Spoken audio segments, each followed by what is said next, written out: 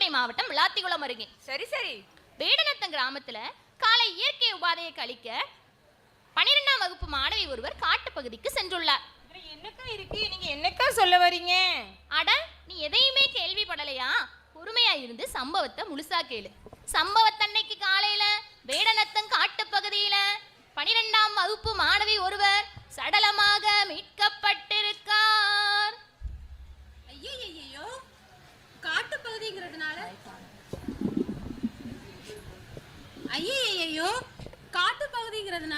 காட்டு விலங்கு எதுவும் கொன்னுருச்சாக்கா? அட முந்திரி கொட்டை, சம்பவத்தை முழுசா கேளு. சொல்லுங்கக்கா சொல்லுங்க. சுமார் 30 வயது மதிக்கத்தக்க இளைஞன் ஒருவனால் அந்த 12ஆம் வகுப்பு மாணவி சரமாரியாக தாக்கப்பட்டு பாலியல் வன்கொடுமைக்கு உள்ளாக்கப்பட்டுள்ளார். அப்புறம் என்னக்கா ஆச்சு? வேறு என்னாச்சு, அந்த பெண் இறந்தே போயாச்சு. இதில் குறிப்பிடத்தக்க சம்பவம் என்னன்னா, அந்த இளைஞர்கள் மீது ஏற்கனவே பல குற்றங்கள் சாட்டப்பட்டு வழக்கு பதிவு செய்யப்பட்டவராம்.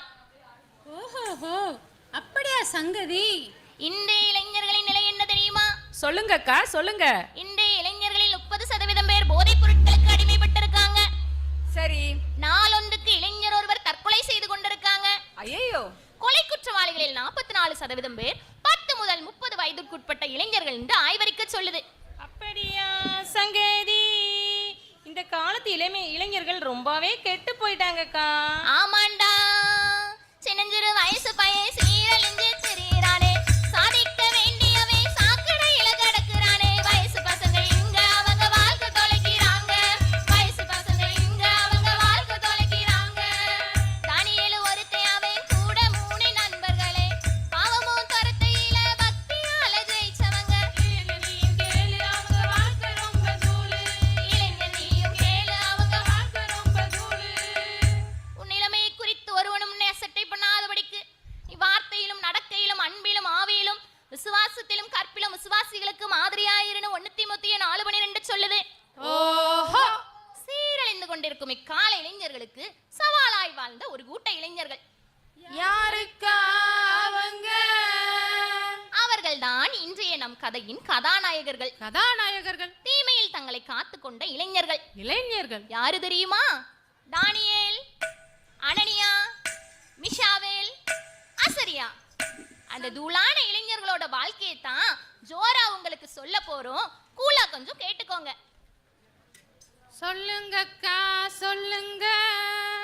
கிறிஸ்து பிறப்பதற்கு சுமார் 605 ஆண்டுகளுக்கு முன்பு ஒரு நாள் யூதாவின் குடிதனிலே யோயாக்கீமின் நாட்களிலே பாபிலோன் ராஜா படையெடுத்தான். பட்டணத்தை அவன் பிடித்தான். ஆலயத்தை அவமதித்தே அள்ளிச் சென்றான் அத்தனையும். ஐயோ, ஆலயத்தையுமா கொள்ளையடிச்சிட்டாங்க? ஆமாண்டா, அந்த பாவி பயலுக ஆலயத்திலிருந்து 300 பொன்தட்டுகளையும், சரி. 1000 வெள்ளித்தாளங்களையும், ஓ சரி சரி. 5400 பொன்வெள்ளி பனிமூட்டுகளையும் கொள்ளையடிச்சிட்டு போயிட்டாங்க. அப்படியா சங்கதி? யூத இளைஞர்கள் அறிவில் சிறந்தவர்கள் என்பதை அறிந்து தன் அரண்மனை பணிக்காக வாலிபர்களை சிறைபிடிக்க அரசன் கட்டளையிட்டான். எப்படிப்பட்ட இளைஞர்களை சிறைபிடிக்க கட்டளையிட்டான் தெரியுமா? எப்படிப்பட்டவங்க சொல்லுங்கக்கா. இஸ்ரவேலின் புத்திரரில் இளைஞர்களாம், ராஜகுலத்தில் அழகுடனே பிறந்தவராம், ஞானத்திலும் அறிவினிலும் சிறந்தவராம், அரண்மனையில் பணிபுரிய ஏற்றவராம், சிறைப்பிடித்து கொண்டு போக திட்டமிட்டான், பயிற்றுவித்து பயன்படுத்த கட்டளையிட்டான். ஆமாமா,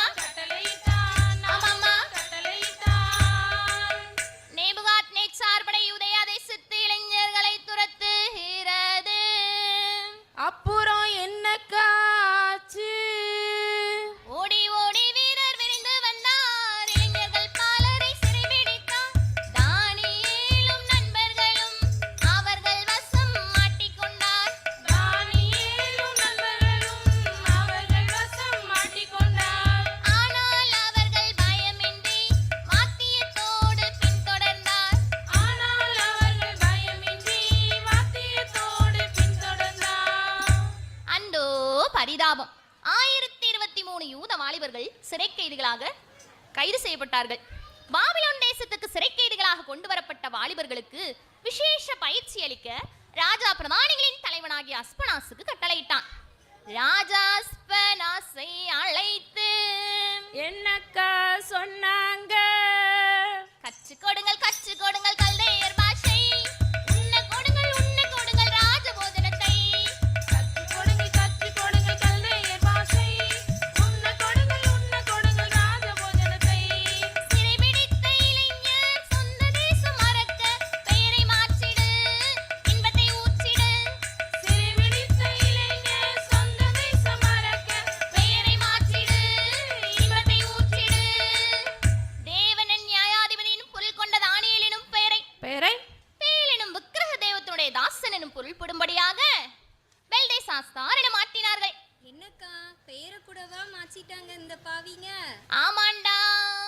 ஆனால் பெயரை மாற்ற முடிந்த அவர்களால் தானியேல் மற்றும் அவன் நண்பர்களின் குணத்தையோ இறை பயத்தையோ மாற்ற முடியவில்லை. சபாஸ்.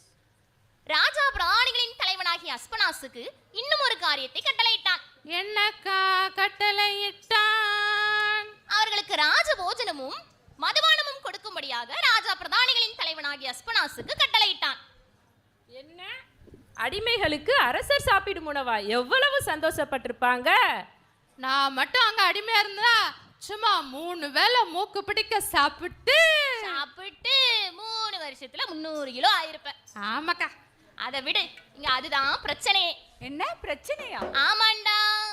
யூத வாலிபர்கள் குறிப்பிட்ட வயது வரை மாமிசம் உண்ணக்கூடாது. சரி. வேறு தெய்வங்களுக்கு படைக்கப்பட்ட உணவுகளை உண்ணக்கூடாது. ஓ அப்படியா? போதை தரும் மதுபானங்கள் அருந்தக்கூடாது. இது அவர்கள் ஆண்டவரின் கட்டளை. ஆண்டவரின் கட்டளையை மீறி ஆனந்தமாய் வாழ்வதா அல்லது அரச கட்டளையை மீறி சாவதா? இதுதான் அவர்களுக்கு இருந்த ஒரே பிரச்சனை. அவங்க என்னக்கா செஞ்சாங்க? பிரதானிகளின் தலைவன் கிட்ட தானியேல் சொல்றான், கேளு.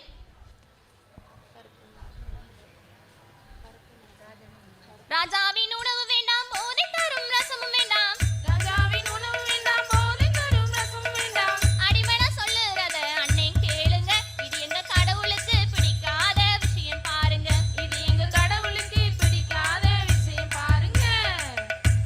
பயந்து போன பிரதானி அப்படியே பதறான். என்னடா சொல்றீங்க? நான் உசுரோட இருக்கிறது உங்களுக்கு பிடிக்கலையாடா? உங்க ஃபேஸ் டயர்டா இருக்கிறத ராஜா பார்த்தா என்ன டைடு பண்ணிடுவாருடா என்று பதறிய பிரதானியிடம் தானியேல் மறுபடியும் சொல்லுகிறான், பருப்பு மரக்கறியும் குடிக்க தண்ணீர் கொஞ்சம் தாங்க. அடிமன சொல்லுறத கொஞ்சம் கேளுங்க, 10 நாள் கழிச்சு வந்து எங்களை நீங்க சோதிச்சு பாருங்க. 10 நாள் கழிச்சு they are looking so tired அக்கா. நோடா கண்ணா, தானியேலும் நண்பர்களும் பச்சைக்கறி தின்றவரா பிரதானி சபைதனிலே 10 நாள் கழித்து வந்தார். அவர்களின் முகக்கலையை அவன் கண்டு வியந்து நின்றான்.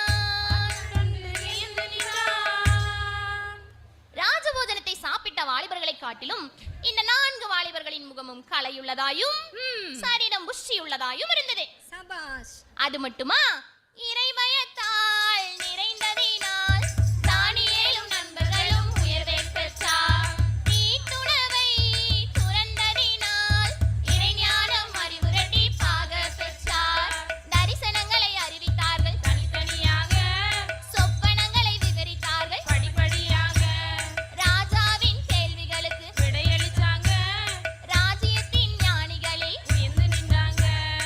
இவ்விதமாய் அவ்விளைஞர் 10 மடங்கு சமத்தர்களாய் பரிசளிச்சாங்க.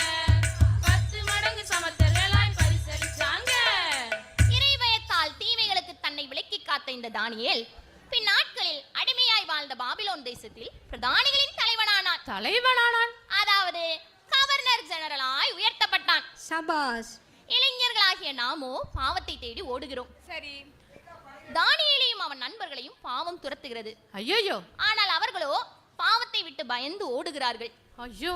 அவர்கள் சூழ்நிலையை காரணம் காட்டி தப்பிக்க முயலவில்லை. முயலவில்லை. இளைஞர்களாகிய நாமோ பாவம் செய்துவிட்டு சூழ்நிலை செய்கிறோம்.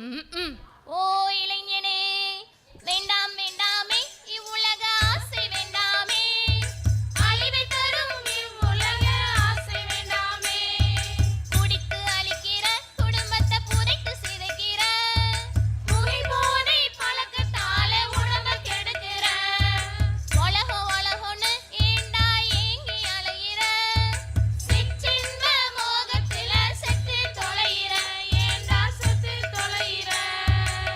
வாலிபனே உன் நிலைமையிலே சந்தோஷப்படு. சந்தோஷப்படு. வாலிப நாட்களில் உன் இருதயம் உன்னை பூரிப்பாக்கட்டும். பூரிப்பாகட்டும். நெஞ்சின் வழிகளிலும் உன் கண்ணின் காட்சியிலும் நட. ஆனாலும் இவை எல்லாவற்றின் நிமித்தமும் தேவன் உன்னை நியாயத்திலே கொண்டு வந்து நிறுத்துவார் என்று அறி என்று வேதம் நம்மை எச்சரிக்கிறது. ஓஹோ. அன்பு இளைஞர்களே, இளைஞர்களே, சிற்றின்ப மோகத்தை விடுவோம், விடுவோம், சீரேசுநாதனின் இரத்தத்தால் கழுவப்படுவோம், கழுவப்படுவோம். தானியேல் போல் வாழ்வோம், இத்தரணியை ஆள்வோம் என வீர முழக்கமிட்டு இத்தோடு இந்நிகழ்ச்சியை நிறைவு செய்கிறோம். வாழ்க வாழ்க